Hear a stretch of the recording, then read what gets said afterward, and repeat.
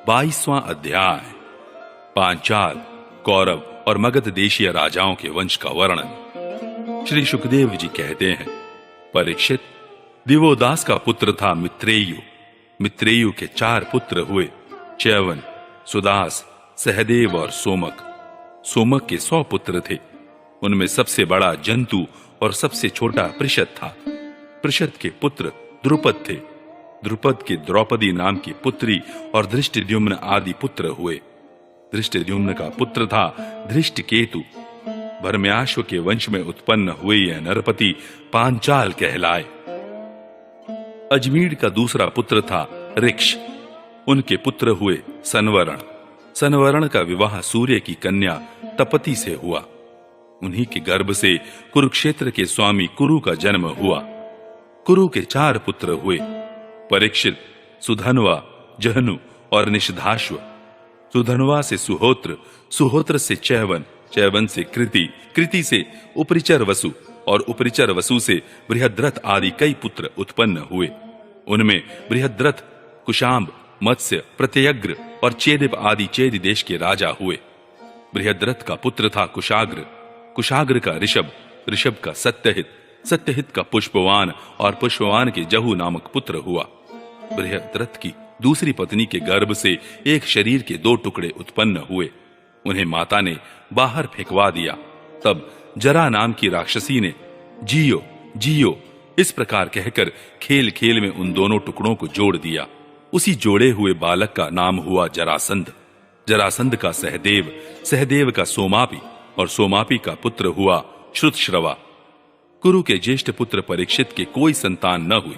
जहनु का पुत्र था सुरथ, सुरथ का विदुरथ, विदुरथ का सार्वभौम, सार्वभौम का जयसेन, जयसेन का राधिक और राधिक का पुत्र हुआ अयुत।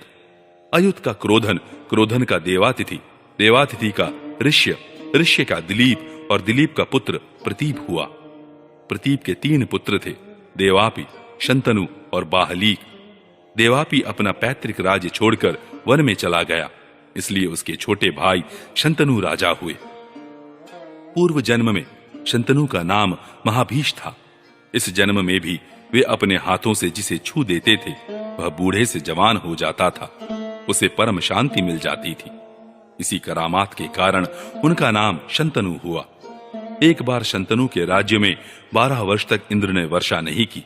इस पर ब्राह्मणों ने शंतनु से कहा कि तुमने अपने बड़े भाई देवापी से पहले ही विवाह, अग्निहोत्र और राजपद को स्वीकार कर लिया, अतः तुम परिवेत्ता हो, इसी से तुम्हारे राज्य में वर्षा नहीं होती। अब यदि तुम अपने नगर और राष्ट्र की उन्नति चाहते हो तो शीघ्र से शीघ्र अपने बड़े भाई को राज्य लौटा दो। जब ब्राह्मणों ने शंतनु से इस प्रकार कहा तब उन्होंने वन में जाकर अपने बड़े भाई देवापी से राज्य स्वीकार करने का अनुरोध किया। परंतु शंतनु के मंत्री अश्मरात ने पहले से ही उनके पास कुछ ऐसे ब्राह्मण भेज दिए थे जो वेद को दूषित करने वाले वचनों से देवापी को वेद मार्ग से विचलित कर चुके थे। इसका फल यह हुआ कि देवापी वेदों के अनुसार गृहस्थाश्रम स्वीकार करने की जगह उनकी निंदा करने लगे। इसलिए वे राज्य के अधिकार से वंचित हो गए और तब शंतनु के राज्य में वर्षा हुई। देवापी इस समय भी योग साधना कर रहे हैं और योगियों के प्रसिद्ध निवास स्थान कलाप ग्राम में रहते हैं। जब कलयुग में चंद्रवंश का नाश हो जाएगा तब सत्ययुग के प्रारंभ में वे फिर उसकी स्थापना करेंगे। शंतनु के छोटे भाई बाहलीक का पुत्र हुआ सोमदत्त। सोमदत्त के 3 पुत्र हुए, भूरी, भूरिश्रवा और शल। शंतनु के द्वारा गंगा जी के गर्भ से नैष्ठिक ब्रह्मचारी भीष्म का जन्म हुआ। वे समस्त धर्मज्ञों के सिरमौर, भगवान के परम प्रेमी भक्त और परम ज्ञानी थे। वे संसार के समस्त वीरों के अग्रगण्य नेता थे। औरों की तो बात ही क्या, उन्होंने अपने गुरु भगवान परशुराम को भी युद्ध में संतुष्ट कर दिया था।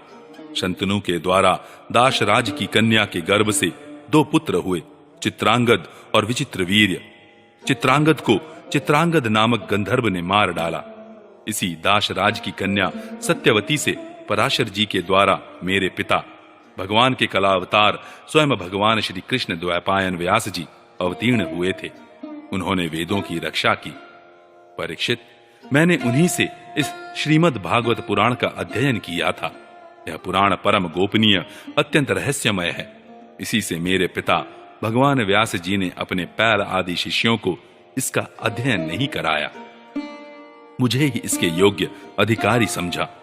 एक तो मैं उनका पुत्र था और दूसरे शांति आदि गुण भी मुझ में विशेष रूप से थे। शंतनु के दूसरे पुत्र विचित्रवीर्य ने काशीराज की कन्या अंबिका और अंबालिका से विवाह किया। उन दोनों को भीष्म जी स्वयंवर से बलपूर्वक ले आए थे।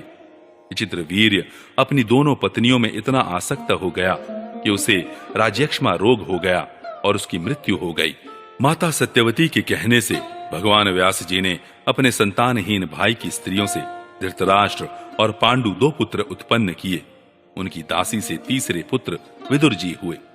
परीक्षित, धृतराष्ट्र की पत्नी थी गांधारी, उसके गर्भ से 100 पुत्र हुए। उनमें सबसे बड़ा था दुर्योधन। कन्या का नाम था दुशला। पांडु की पत्नी थी कुंती। शापवश पांडु स्त्री सहवास नहीं कर सकते थे, इसलिए उनकी पत्नी कुंती के गर्भ से धर्म, वायु और इंद्र के द्वारा क्रमशः युधिष्ठिर, भीमसेन और अर्जुन नाम के 3 पुत्र उत्पन्न हुए। ये तीनों के तीनों महारथी थे। पांडु की दूसरी पत्नी का नाम था माद्री। दोनों अश्विनी कुमारों के द्वारा उसके गर्भ से नकुल और सहदेव का जन्म हुआ। परीक्षित, इन 5 पांडवों के द्वारा द्रौपदी के गर्भ से तुम्हारे 5 चाचा उत्पन्न हुए। इनमें से युधिष्ठिर के पुत्र का नाम था प्रतिविंध्य, भीमसेन का पुत्र था श्रुतसेन, अर्जुन का श्रुतकीर्ति, नकुल का शतानीक और सहदेव का श्रुतकर्मा। इनके सिवा युधिष्ठिर के पौरवी नाम की पत्नी से देवक और भीमसेन के हिडिंबा से घटोत्कच और काली से सर्वगत नाम के पुत्र हुए।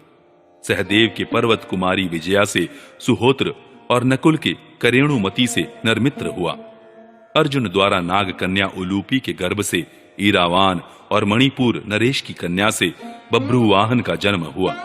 बभ्रुवाहन अपने नाना का ही पुत्र माना गया, क्योंकि पहले ही यह बात तय हो चुकी थी। अर्जुन की सुभद्रा नाम की पत्नी से तुम्हारे पिता अभिमन्यु का जन्म हुआ। वीर अभिमन्यु ने सभी अतिरथियों को जीत लिया था। अभिमन्यु के द्वारा उत्तरा के गर्भ से तुम्हारा जन्म हुआ। परीक्षित, उस समय कुरुवंश का नाश हो चुका था। अश्वत्थामा के ब्रह्मास्त्र से तुम भी जल ही चुके थे, परंतु भगवान श्री कृष्ण ने अपने प्रभाव से तुम्हें उस मृत्यु से जीता जागता बचा लिया। परीक्षित, तुम्हारे पुत्र तो सामने ही बैठे हैं। इनके नाम है जन्मेजय, श्रुतसेन, भीमसेन और उग्रसेन। ये सब के सब बड़े पराक्रमी हैं। जब तक्षक के काटने से तुम्हारी मृत्यु हो जाएगी, तब इस बात को जानकर जन्मेजय बहुत क्रोधित होगा और यह सर्प यज्ञ की आग में सर्पों का हवन करेगा। यह कावशे तुर को पुरोहित बनाकर अश्वमेध यज्ञ करेगा और सब ओर से सारी पृथ्वी पर विजय प्राप्त करके यज्ञों के द्वारा भगवान की आराधना करेगा। जन्मेजय का पुत्र होगा शतानीक। वह याज्ञवल्क्य ऋषि से तीनों वेद और कर्मकांड की तथा कृपाचार्य से अस्त्र विद्या की शिक्षा प्राप्त करेगा एवं शौनक जी से आत्मज्ञान का संपादन करके परमात्मा को प्राप्त होगा। शतानीक का सहस्रानीक, सहस्रानीक का अश्वमेधज, अश्वमेधज का असीम कृष्ण और असीम कृष्ण का पुत्र होगा नेमि चक्र। जब हस्तिनापुर गंगा जी में बह जाएगा, तब वह कौशाम्बीपुरी में सुखपूर्वक निवास करेगा। नेमि चक्र का पुत्र होगा चित्ररथ, चित्ररथ का कविरथ, कविरथ का वृष्टिमान, वृष्टिमान का राजा सुषेण, सुषेण का सुनीत, सुनीत का निर्चक्षु, निर्चक्षु का सुखीनल, सुखीनल का परिपल्व, परिपल्व का सुनय, सुनय का मेधावी, मेधावी का निरपंजय, निरपंजय का दूर्व और दूर्व का पुत्र तिमी होगा। तिमी से बृहद्रथ, बृहद्रथ से सुदास, सुदास से शतानीक, शतानीक से दुर्दमन, दुर्दमन से वहीनर, वहीनर से दंडपाणी, दंडपाणी से निमि और निमि से राजा क्षेमक का जन्म होगा। इस प्रकार मैंने तुम्हें ब्राह्मण और क्षत्रिय दोनों के उत्पत्ति स्थान सोमवंश का वर्णन सुनाया। बड़े बड़े देवता और ऋषि इस वंश का सत्कार करते हैं। यह वंश कलयुग में राजा क्षेमक के साथ ही समाप्त हो जाएगा। अब मैं भविष्य में होने वाले मगध देश के राजाओं का वर्णन सुनाता हूँ। जरासंध के पुत्र सहदेव से मारजारी, मारजारी से श्रुतश्रवा, श्रुतश्रवा से अयुतायु और अयुतायु से निर्मित्र नामक पुत्र होगा। निर्मित्र के सुनक्षत्र, सुनक्षत्र के बृहत्सेन, बृहत्सन के कर्मजित, कर्मजित के श्रितंजय, श्रितंजय के विप्र और विप्र के पुत्र का नाम होगा शुचि। शुचि से क्षेम, क्षेम से सुव्रत, सुव्रत से धर्मसूत्र, धर्मसूत्र से शम, शम से द्युमत्सेन, द्युमत्सेन से सुमति और सुमति से सुबल का जन्म होगा। सुबल का सुनीत, सुनीत का सत्यजित, सत्यजित का विश्वजित और विश्वजित का पुत्र रिपुंजय होगा। ये सब बृहद्रथ वंश के राजा होंगे। इनका शासन काल 1000 वर्ष के भीतर ही होगा।